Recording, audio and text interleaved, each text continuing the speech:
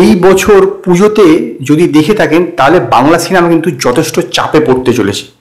ইতিমধ্যে অফিসিয়ালি শুধুমাত্র দুটো সিনেমাই অ্যানাউন্স হয়েছে পুজোতে, একটা মিঠুন চক্রবর্তীর শাস্ত্রী, আরেকটা হচ্ছে দেব এবং সৃজিত মুখার্জির টেক্কা। কিন্তু ভোটের জন্য দেখবেন যে সবই সিনেমা, সেটা বাংলা, হিন্দি এবং দক্ষিণ ভারতীয় সিনেমাগুলো সবই কিন্তু আস্তে আস্তে পিছিয়ে যাচ্ছে। ইতিমধ্যেই যে দুটো সিনেমা অফিসিয়ালি অ্যানাউন্স হয়ে গেছে সাউথের সিনেমা, সেটা হচ্ছে দেবারা, সেটা আসবে জুনিয়র এনটিআর এবং জাহ্নবী কাপুর, সাইফ আলি খান আছে, সেটা আসবে 10ই অক্টোবর। এবং ভিট্টিয়ান, যেটাতে রজনীকান্ত আছে, সেই সিনেমাটাও কিন্তু 10ই অক্টোবর আসার কথা। এবার 10ই অক্টোবর কি আছে? 10ই অক্টোবর হচ্ছে সপ্তমী, সেই দিনকে এই দুটো সিনেমা আসবে। এছাড়া হিন্দিতে শাহিদ কাপুরের দেবা সিনেমাটাও আসছে 10ই অক্টোবর, মানে সপ্তমীর দিনকে এই তিনটে সিনেমা আসছে। এবং বাংলার এই দুটো সিনেমা। গত বছরে যদি দেখে থাকেন, গত বছর বাংলায় 4টে সিনেমা বেরিয়েছিল, বাঘা যতীন, দশম অবতার, রক্তবীজ এবং জঙ্গলে মিতিন মাসি, এই 4টে। এর পাশাপাশি দুখানা হিন্দি সিনেমা বেরিয়েছিল, একটা ইয়ারিয়া 2 এবং গণপত।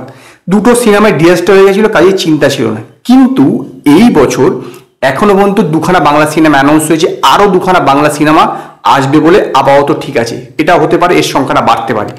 এমনিতেই পশ্চিমবঙ্গে প্রতিদিন গড়ে 1200 মতন শো চলে, পুজোর সময় সেই শোয়ের সংখ্যাটা বাড়বে। ধরে নিন সেটা অ্যারাউন্ড 1400 হলো।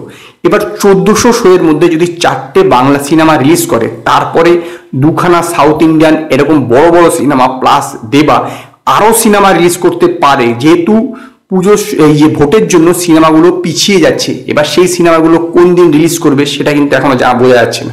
তো সেখানে কিন্তু বাংলা সিনেমার জন্য যদি মোটামুটি 1400 শো থাকে, তাহলে দেখবেন অ্যারাউন্ড 500 মতন শো থাকে। 4টে সিনেমা মিলিয়ে 500 মতন শো গতবার মধ্যে ছিল।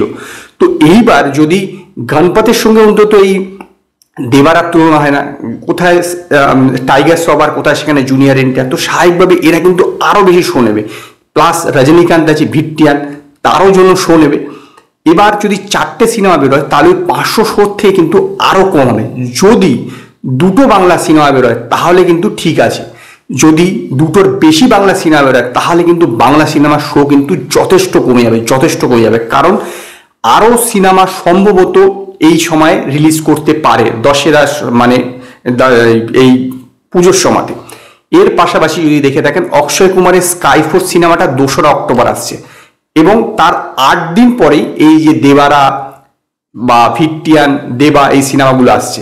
এবং এই যে টেক্কা বা শাস্ত্রী, মোটামুটি ধরে থাকুন তার 2 দিন আগে, 8 তারিখ মানে পঞ্চমীর দিনকে এটা রিলিজ করে যাবে 2 দিন আগে। তো স্বাভাবিকভাবেই 2 দিনে বেশ কিছু শো পাবে।